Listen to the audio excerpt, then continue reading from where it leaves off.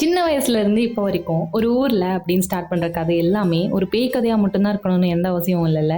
இதை ஏன் நான் சொல்றேன்னா, நான் சின்ன வயசுல ஒரு செகண்ட் ஸ்டாண்டர்ட் இல்ல தேர்ட் ஸ்டாண்டர்ட் படிக்கிறப்போ வெக்கேஷன்ல என்னோட பாட்டி வீட்டுக்கு தான் போவேன். மோஸ்ட்லி எல்லாரும் பாட்டி வீட்டுக்கு தான் போகல, சாரி.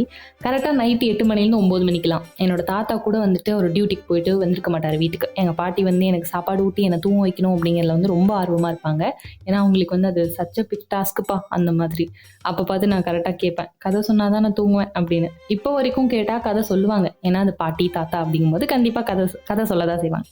பட் அப்போது நம்ம தூங்கணும் அப்படிங்கிறதுக்காக நிறைய சாமி கதை, பேய் கதை, எங்கள் அம்மா சின்ன வயசில் வளர்ந்த கதை இதெல்லாமே சொல்லுவாங்க.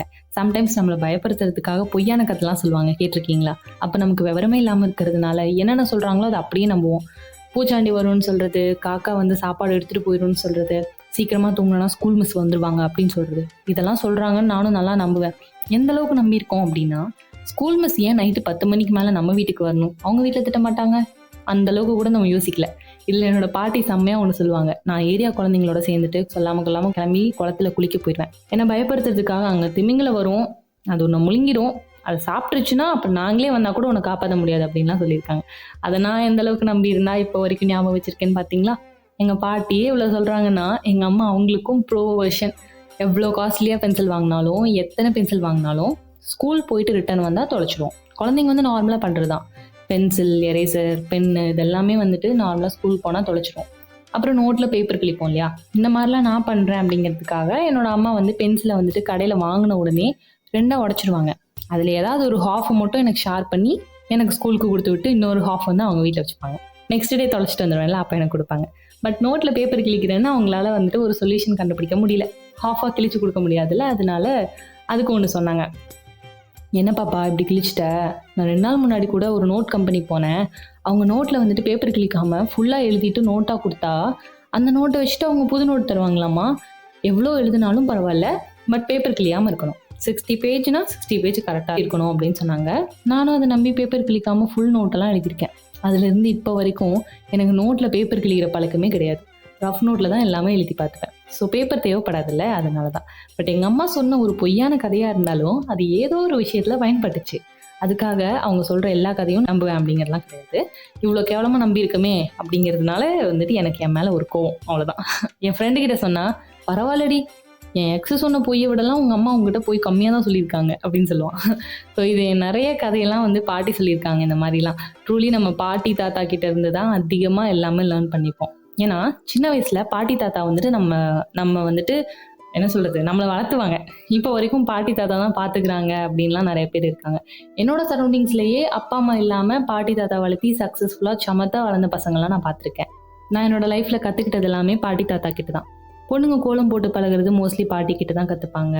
அந்த மாதிரி எனக்கும் என்னோட பாட்டி தான் சொல்லி கொடுத்தாங்க. நான் ஒரு சின்ன ஸ்டோரி சொல்கிறேன்.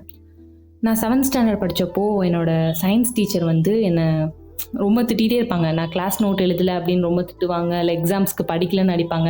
இது நார்மலாக வந்து எந்த ஸ்டூடெண்ட்ஸ் பண்ணலனாலுமே வந்துட்டு அவங்களோட டீச்சர்ஸ் வந்து திட்டுவாங்க, அடிக்க தான் செய்வாங்க. ஸோ அது நான் பண்ணுற சேட்டைகள்லாம் நிறையாவே அடி வாங்குவேன்.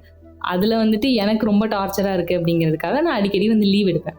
அதில் ஒரு டைம் அவங்க வந்துட்டு ஒவ்வொரு லெசனும் ஒவ்வொரு வீக்கும் நான் டெஸ்ட் வைக்க போகிறேன் அப்படிங்கிறதுக்காக ஒரு சின்ன ஒரு பிளான் ஒன்று போட்டாங்க. நான் ஒரு பிளான் போட்டேன். நான் வேறு கிளாஸ் நோட்லாம் எழுதி வச்சு தொலைச்சிட்டு அசைன்மெண்ட்லாம் எழுதாமல் இருந்தேன்னா அப்போ என்ன பண்ணுறதுன்னு வயிறு வலின்னு லீவ் போடலாம் அப்படின்னு வந்து பிளான் போட்டேன். 1 நாள் லீவ் கிடையாது, 2 நாள் லீவ் கிடையாது, முழுசாக 1 மாதமே லீவ் போட்டேன். அப்போ எனக்கு என்னென்னமோ டேப்லெட்லாம் கொடுத்து பார்த்தாங்க. அப்புறம் என்னோட பாட்டி வீட்டில் கொண்டு போய் விட்டுட்டாங்க. கடைசியாக நீங்களே பார்த்துக்கோங்க, வயிறு வலிக்குதுன்னு சொல்கிறான், என்னன்னு செக் பண்ணுங்க அப்படிங்கிற மாதிரி எங்கள் பாட்டி வீட்டில் கொண்டு போய் விட்டாங்க. ஸோ அப்போ பாட்டி டெய்லியும் வந்துட்டு அதையும் இதையும் அரைச்சி கொடுப்பாங்க, சாப்பிட சொல்லுவாங்க. எங்கள் அம்மா மட்டும் இது கேட்டுட்டு இருந்தாங்க. அன்னைக்கே அரளி விதையை வச்சு நம்மளே கொடுத்துருக்கணும்னு நினச்சிருப்பாங்க. தென் அப்புறம் பாட்டி வீட்டில் வந்து இருக்கப்போ நிறையா சொல்லி கொடுத்தாங்க. கோலம் போடலாம் கற்றுக்கிட்டேன், சமையல்லாம் கற்றுக்கிட்டேன். இதெல்லாம் கற்றுக்கிறதுக்காக நான் லீவ் போடல, ஒரு டைம் பாஸ்க்காக தான் நான் லீவ் போட்டேன், மிஸ் அடிப்பாங்கன்னு.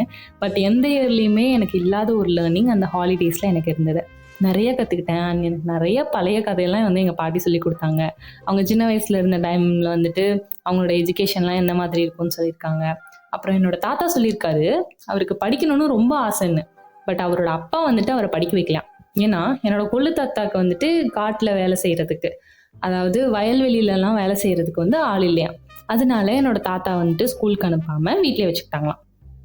ஸோ இதை வந்துட்டு ஒன் டே வந்து என்னோட தாத்தா என்கிட்ட சொல்லி ஃபீல் பண்ணார். அவருக்கு வந்து படிக்கிறதுக்கு சான்ஸ் கிடைக்கல. ஆனால் வந்துட்டு அது அவருக்கு பெரிய கனவு அப்படிங்கிற மாதிரி சொன்னார்.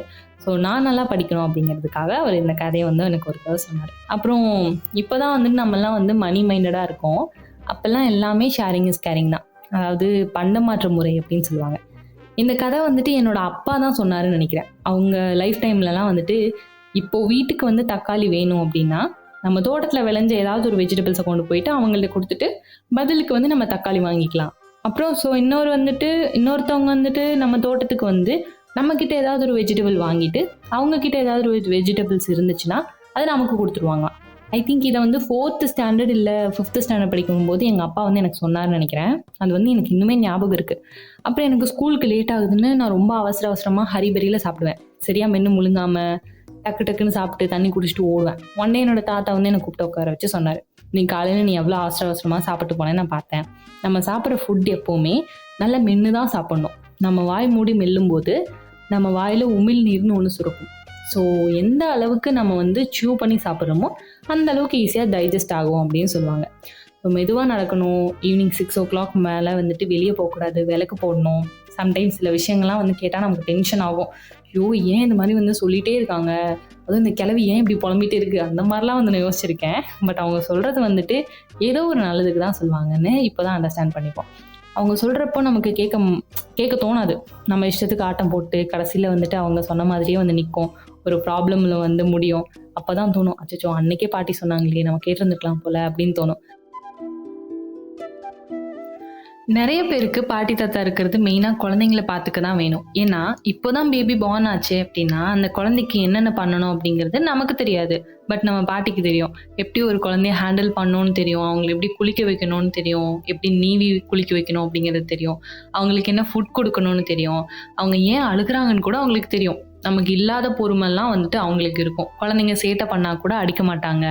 அவங்கள எப்பப்போ தூங்க வைக்கணும்னு தெரியும்.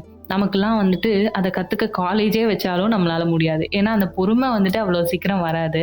லைஃப்பில் இன்னுமே நமக்கு வந்து எக்ஸ்பென்சஸ்லாம் எப்படி மேனேஜ் பண்ணுறது அப்படிங்கிறது தெரியாது.